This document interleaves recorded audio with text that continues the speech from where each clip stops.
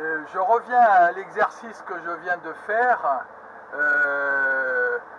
Je mettrai d'ailleurs cette vidéo avant l'exercice lui-même, de se mettre le long d'une berge.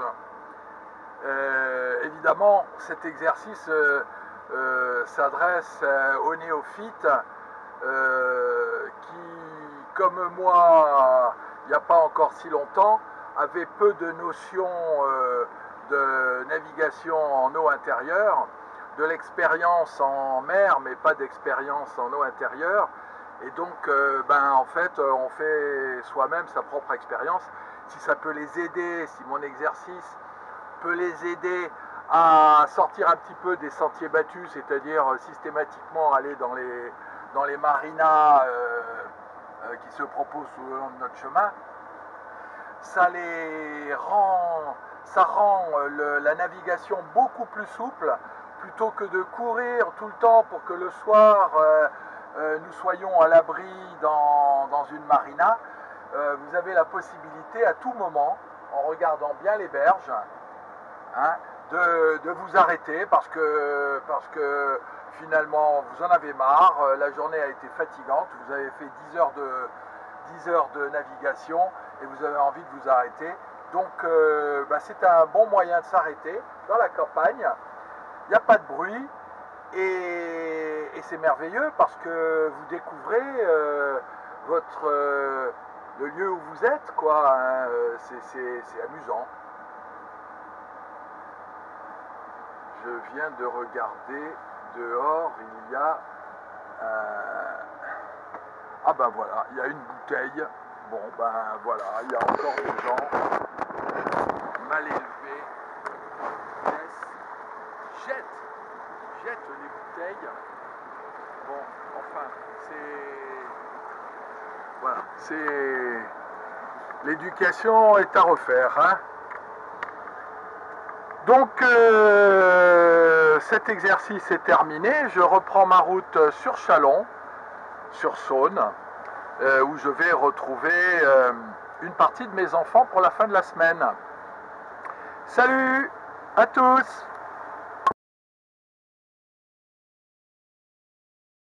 Bonjour tout le monde, ce matin j'ai voulu vérifier ce que j'ai vu en naviguant ce matin, comment faire pour amarrer un bateau le long de la berge avec les différents outils que j'ai. Et donc je vais vous montrer comment j'ai fait.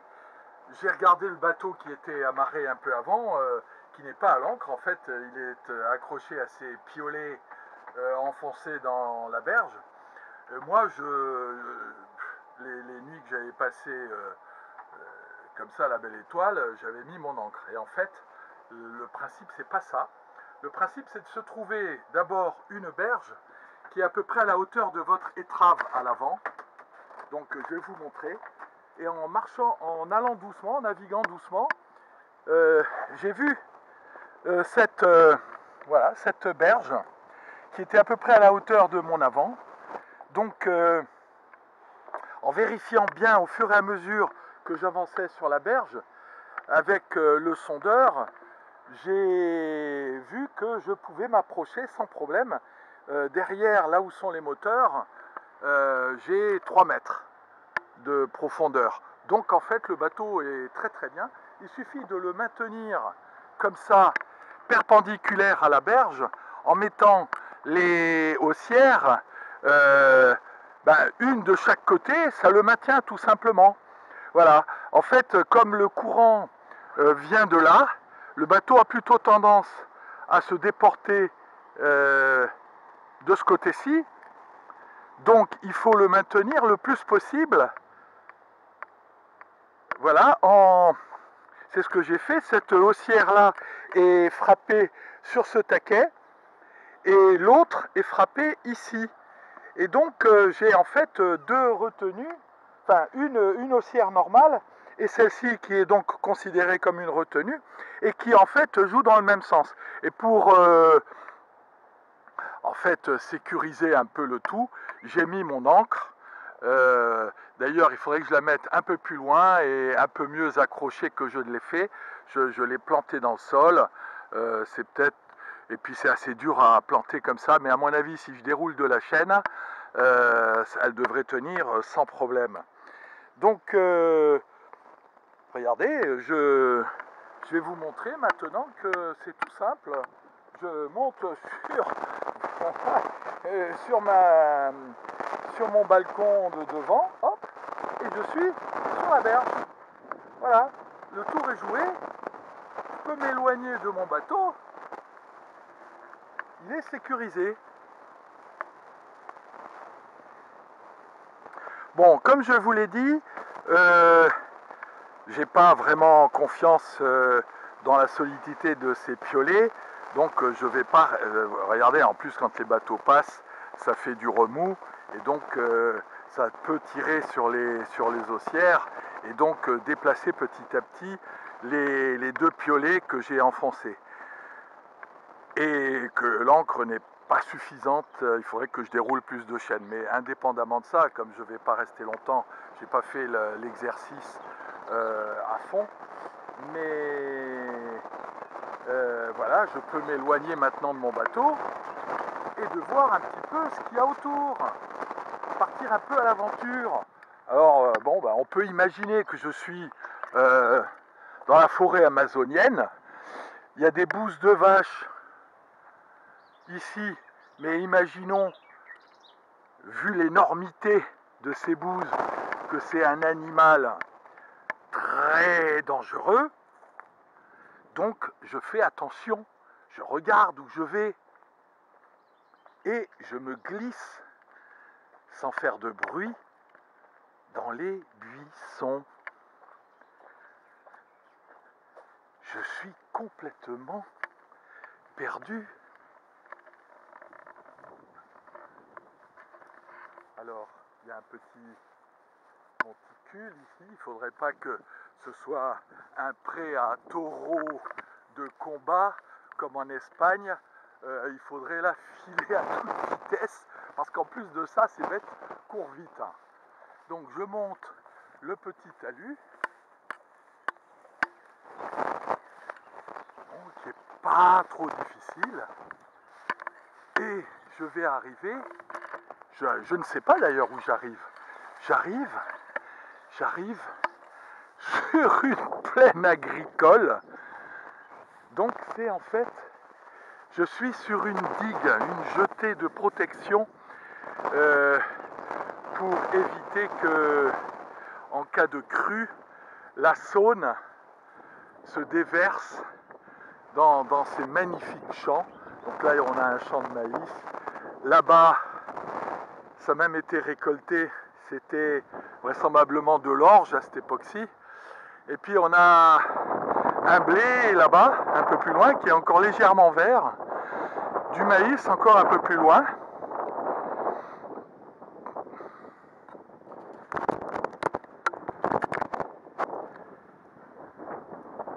Une route, elle est très loin, donc en fait, on n'entend strictement rien d'ici. Et la ferme, d'ailleurs, elle doit se trouver dans cette direction, j'imagine. Le village est là. Le village, je ne me souviens plus comment il s'appelait ce village. Voilà, je ne reste pas parce que je ne voudrais pas que mon bateau pendant ce temps-là se fasse la malle. Je le vois à travers, hein. Regardez, je ne sais pas si vous allez voir sur l'image, et entre les frondaisons, on aperçoit une tache blanche, et bien c'est lui. Et comme il y a un peu de vent, ça va pousser vers, voilà, vers le large. Donc j'ai pas intérêt à faire de vieux os sur ce talus. Salut!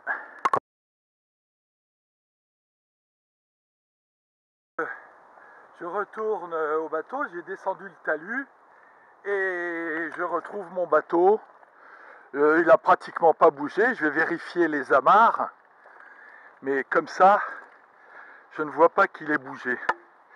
Bon, c'est vrai, il y a du vent qui aurait tendance à le pousser vers le milieu de la Saône, mais comme il y a ce rideau d'arbres, le vent est arrêté et donc mon bateau n'est pas poussé. Il bouge pratiquement pas. Les amarres, on vérifie. Celle-ci a bougé un petit peu, on voit. Celle-ci n'a pas bougé du tout. Donc bon, le principe est bon.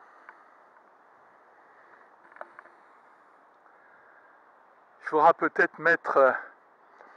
il faudrait peut-être d'ailleurs trouver un maillet un peu plus gros pour pouvoir enfoncer ça dans de la terre plus dure. Par exemple, un petit peu plus haut, ça doit être sûrement un peu plus dur que le long de la rive. Puis le long de la rive, vous voyez, en fait, ça s'écroule progressivement. C'est pour ça d'ailleurs qu'il y a des hauts fonds ici, vous voyez. Alors juste au bord, il y a des hauts fonds, il doit y avoir 20 cm d'eau. Un peu plus loin, tout de suite, ça descend.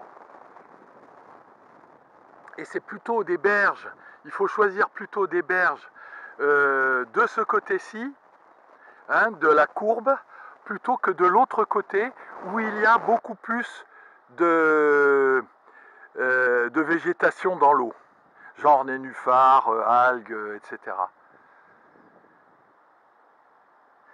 Parce que ici c'est beaucoup plus creux, vous trouverez sur ces berges-là des fonds plus profonds quand vous vous approchez de la berge.